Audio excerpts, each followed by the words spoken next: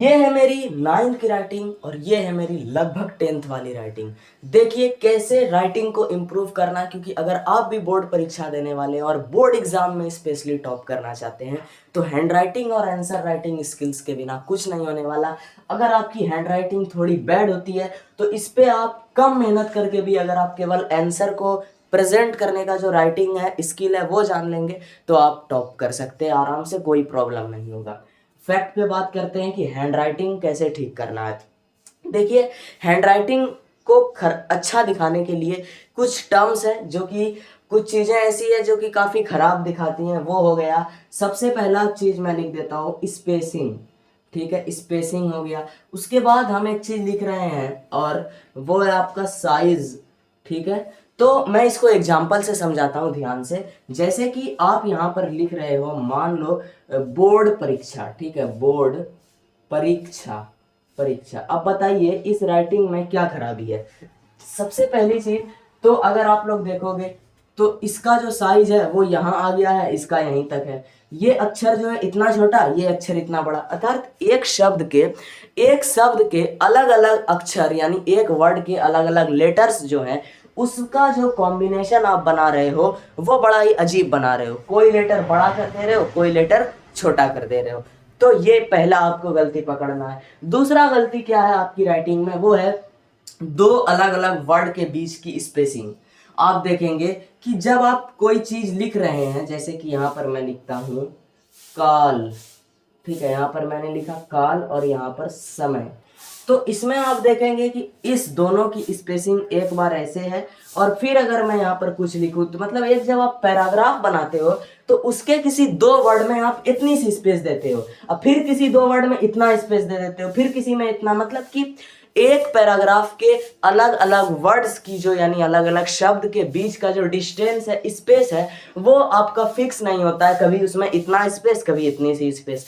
तो आपको अगर ये केवल दो टर्म्स पे आप काम कर लेंगे, स्पेस को फिक्स करने पे और साइज को फिक्स करने पर, तो आपका 90% यहीं से काम हो गया। अब थोड़ा सा और आपको जानना है जो कि नेक्स्ट टर्म है, वो है आपको सौर रेखा। हिंदी में सौर रेखा हैंडराइटिंग को सुधारने में बहुत महत्व देता है। यानी कि ये ऊपर में जो ये डंटा देते हैं, मान लीजिए कोई स्टूडेंट है जो बिना डंटा के लिखता है, यानी बिल्कुल ऐसे लिख देता है, ऐसे ऐसे, तो उसका राइटिंग देखने में जाहिर सी बात है उतना इंप्रेसिव नहीं लगता, बहुत बेकार लगता है। बट ये जो सौर रेखा है, डंटा, ये अगर आप और किसी परफेक्ट तरीके से दे देंगे तो यही आपकी राइटिंग का 100% काम करेगा। क्यों? क्योंकि अगर सौर रेखा ही 90% बच्चों का गड़बड़ होता है, कभी ऐसे उठा हुआ है, कभी इधर से उठा हुआ है। मान लीजिए समय हम लोग लिखे तो ऐसे कर दिया है, पता नहीं चल रहा कहीं पे ऐसे टेढ़ा मेढ़ा सौर रेखा। अगर आप सौर रेखा को बिल्कुल ऐसे, जैसे मैं लिखता हूँ, देखो मैंने समय लिखा और बिल्कुल ही सीधा एंड परफेक्ट दिखाएंगे तो ये काफी बेस्ट होगा। और आपको सौर रेखा की भी टेक्निक जानना होगा। जैसे कहीं पर अगर आपने भालू लिखा, भालू, तो बहुत से बच्चा भो से स्टार्ट करता है, पूरा ऐसे सौर रेखा दे देता है। अब देखो देखने में कितना बुरा लग रहा है भालू। तो भालू जो है इसमें भो पे सौर रेखा नहीं पड़ेगा, आपको केवल यहां पर से सौर रेखा देना। एग्जाम्पल के लिए मैं लिखता हूं अनार। ठीक है, अनार। तो अब ये बहुत लोग क्या करेगा कि ओ पर से पूरा सौर रेखा खींचेगा, जो आपकी हैंडराइटिंग को पूरा बर्बाद कर देता है। आपको ओ के आधे यानी इस आकार से यहां से खींचना है सौर रेखा, ऐसे मात्रा जो होती है इतना। अब देखो कैसा लग रहा है। तो तीन ऐसे चीज है जिसमें सौर रेखा का देना सबसे महत्वपूर्ण है। दूसरा, वर्ड के बीच में स्पेस एकदम फिक्स होना चाहिए। और तीसरा, सभी लेटर्स का साइज फिक्स होना चाहिए। ऐसा नहीं कि कोई इतना बड़ा है, कोई इतना सा है, कोई इधर उधर। यानी आपको फिक्स टर्म, राइटिंग को ठीक करने के लिए एक ही चीज है, वो है फिक्स टर्म्स। हर चीज को क्या कर लो, फिक्स कर लो, बिल्कुल अच्छा हो जाएगा। अब मैं एक और अपने तरफ से बोनस टिप्स आपको देता हूं, वो है आपको टोटल जो हिंदी के वर्णमाला में जैसे 52 शब्द हैं, तो उसमें से इंपॉर्टेंट 40 ऐसे शब्द हैं